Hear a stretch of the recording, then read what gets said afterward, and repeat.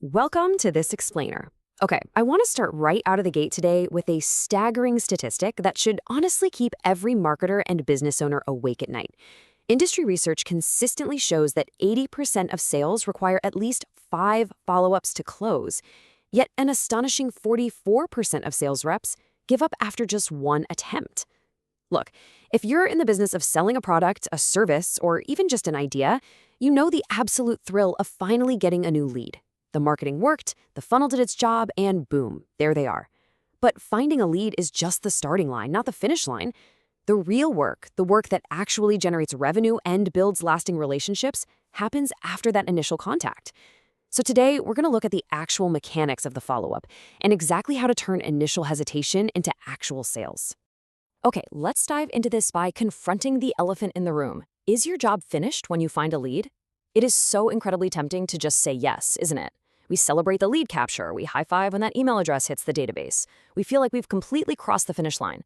But we have to completely shatter that illusion right now. When you find the people who are most likely to buy your offer, your job isn't finished at all. In fact, that is exactly where the heavy lifting begins.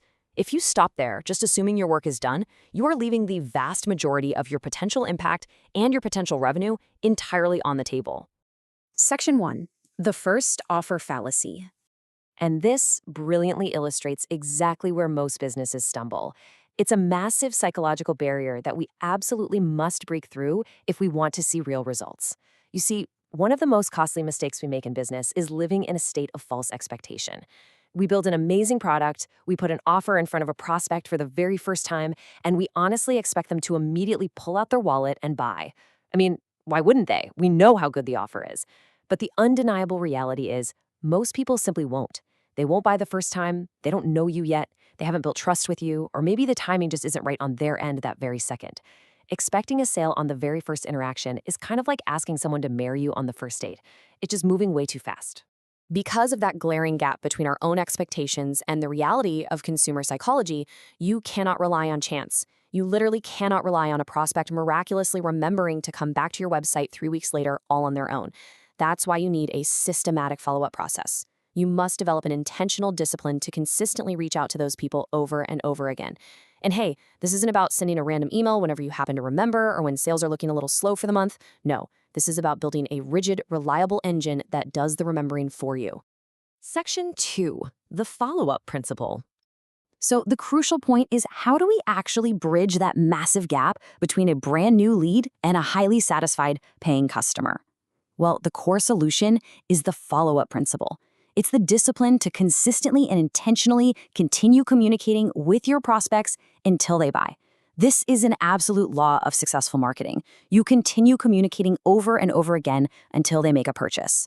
It requires an incredible amount of focus and dedication. You're making a commitment to not abandon your prospects just because they didn't convert on day one. You're committing to being a persistent, reliable presence in their world, proving your value over time. Section 3, education-based content. Now that we understand the theory and the discipline we need, we have to talk about the tactical execution. Because listen, if you just spam people saying buy my stuff over and over again, they are going to unsubscribe in a heartbeat. The absolute best way to follow up without being annoying is by consistently sending education-based content. Your arsenal should consist of a really diverse mix of helpful emails, valuable videos, useful tips, and practical training. You are sending them information that genuinely improves their day or solves a micro problem they are facing right now. You know, maybe you share a quick actionable tip on a Tuesday, you send a deeper video breakdown on a Thursday, you provide a piece of practical hands-on training over the weekend. This specific rhythm keeps your audience actively engaged. It keeps them opening your emails, reading your content, and eagerly watching your videos because they know for a fact that every single time they hear from you, their life gets a little bit better. But there is a really critical balance to strike here. While you are providing all of that amazing free value, every single piece of content should naturally lead them back to your offer. This is the golden rule of the follow-up principle. You must never stop serving your audience, but you must always, and I mean always, give them clear, frictionless opportunities to actually become customers.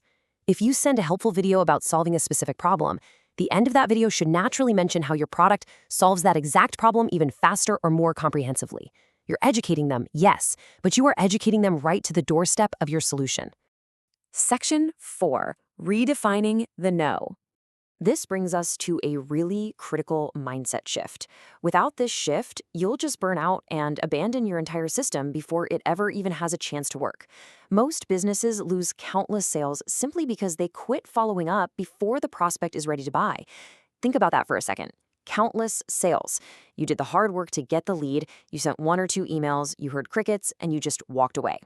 And you know what happened? 6 months later, that prospect was finally ready to buy, but you were no longer in their inbox, so they bought from your competitor who just kept showing up. We give up way too early because we internalize silence or initial rejection as a personal failure. We have got to completely reframe our fear of rejection and remember this incredible realization. A no usually doesn't mean never. Just let that sink in. When someone ignores your first offer or even explicitly says they aren't interested right now, it is not a permanent, lifelong rejection of you and your business. A no is literally just data. It's just a snapshot of where that person is at this exact specific moment in time. It simply means not right now. That's it. That is the punchline.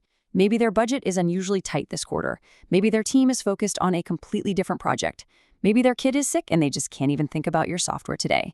It is almost always not right now. But if you fully embrace the follow-up principle, if you stay consistent, if you keep providing immense value through education-based content, and you just keep checking in, eventually the stars align.